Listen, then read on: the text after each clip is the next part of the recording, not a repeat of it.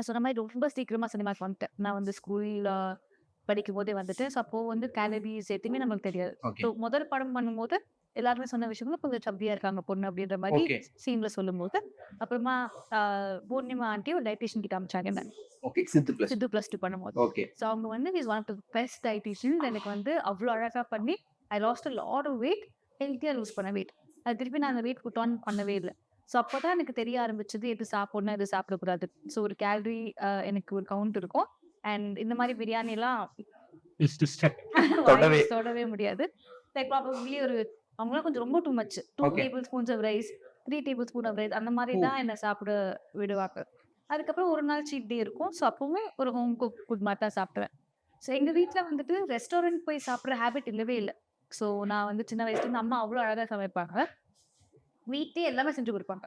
நான் ஃபர்ஸ்ட் நான் வந்து பீட்ஸா, பர்கர் சாப்பிட்டது வந்து சித்து +2 ஷூட்டிங்ல தான். ஓகே. அதுக்கு முன்னாடி வரைக்கும் நான் பீட்ஸா, பர்கர் நான் சாப்பிட்டதே இல்ல. ஓகே. ஸோ அதனாலயே வந்து அந்த கிரேவிங்ஸ் எனக்கு ரொம்ப கம்மி. ஸோ எதுவா இருந்தாலும் ஹோம் குக் தான் இருக்கும். ஸோ அதனால வந்து அ எனக்கு பேசிக்காவே ஃப்ரைட் ஃபுட் அவ்வளவா பிடிக்காது.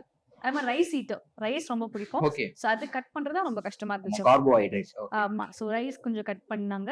And now I go on a balance diet. இந்த 15 இயர்ஸ் ஜர்னில வந்து நெறைய டயட் ட்ரை பண்ணியிருக்கேன். Okay. Like keto, paleo you name it I have done it.